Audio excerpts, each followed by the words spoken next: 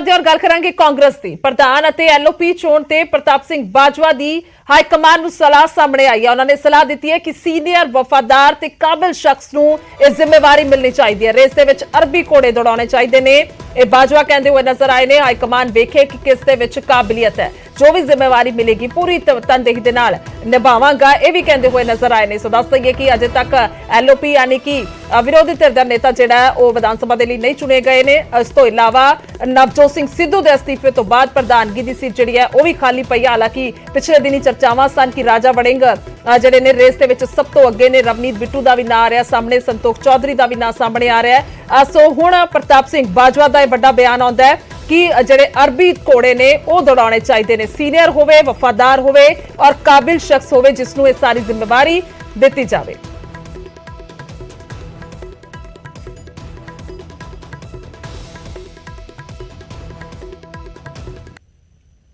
जो कुछ भी हुआ राजनीति में, मतभेद मनमुटाव आपकी पार्टी में, और इसका रिजल्ट चुनाव में देखने को मिला। स्टेट प्रेसिडेंट आपका नया नियुक्त होने वाला है। कई नामों की चर्चाएं चल रही हैं।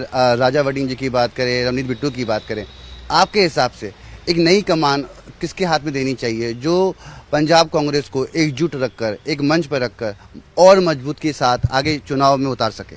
देखो, मेरा पार्टी हाईकमांड को 2-2.5 साल का लगातार जिन्होंने जो मुझे फॉलो कर रहे हैं, प्रेस में कर रहे हैं, सोशल मीडिया में कर रहे हैं, आप जैसे जो वरिष्ठ पत्रकार हैं वो भी कर रहे हैं। मैं 3 बातें कहता हूँ कि अगर आप आर्म्ड फोर्सेस की बात करें, आप पैरामिलिट्री फोर्सेस की बात करें, आप किसी राजनीतिक पार्टी की बात कर लीजिए या किसी ऑर्गेनाइजेशन की बात की, 3 इंग्रेडिएंट्स, 3 चीजें बहुत उसमें जरूरी। जो स्टेट ने अब हमारी नेशनल लीडरशिप ने फैसला लेना है पंजाब में, उसको 3 चीजें अगर आप करोगे तो तभी कामयाबी मिलेगी। नहीं तो जो आपने आगे कांग्रेस का हाशिर भोगा हुआ है तो वो सेम रिजल्ट आएगा। उसमें सबसे पहली बात है लॉयल्टी। जिस आदमी को आपने प्रदेश कांग्रेस का अध्यक्ष या एलओपी बनाना है, लीडर ऑफ द ऑपोजिशन बनाना है, क्योंकि दोनों पोस्टें खाली, वो सबसे पहले तो कांग्रेस की आइडियोलॉजी से वेडेड होना चाहिए। ओरिजिनल कांग्रेसमैन, आप समझ रहे मेरी बात? ओरिजिनल, पार्टियां बदल बदल कर आने वाले लोग नहीं, ओरिजिनल, जिसकी सोच कांग्रेसी हो, जिसके साथ पंजाब का जो कांग्रेस का वर्कर है वो आइडेंटिफाई कर सके। नंबर 1। Number 2, seniority. आप ओवरनाइट किसी कर्नल को अगर जनरल बनाओगे तो डिसेंशन होगी, लोगों फिर वहां धड़ेबंदी होगी, वहां आपका जो एक डिसिप्लिन होता है वो भंग होगा। आप आर्म्ड फोर्सेस में भी आप देखिए कहीं बगावत होती है अगर किसी कर्नल को जनरल बना दो। बराबर के जनरल्स में से एक को निकालो, मान लेते हैं लोग, मगर कर्नल को जनरल कोई नहीं मानता। Number 2 is seniority. Number 3 is capability.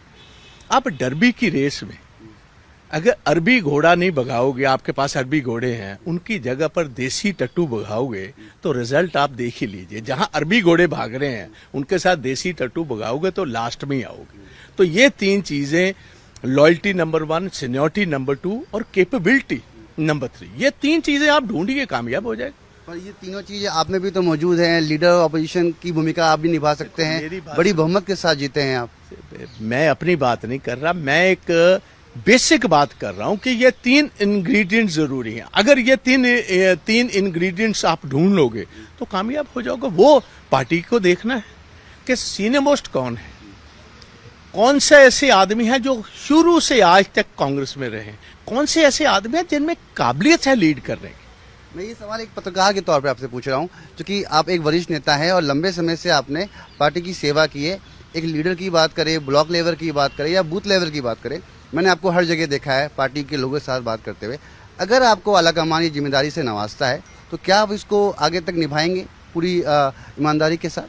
देखो, मैंने तो हर दफा जब मुश्किल भड़ी में, मुझे तो हमेशा ड्यूटी तभी देते रहे जब कांग्रेस ऑपोजिशन में होती रही।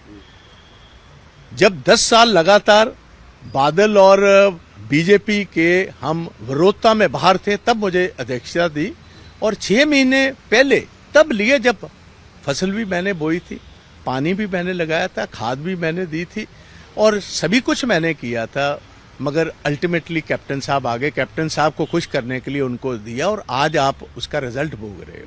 कहने का मतलब है किसी मुश्किल घड़ी में जो जिम्मेवारी देंगे हम करने को तैयार हैं, कभी रिफ्यूज ही नहीं किया।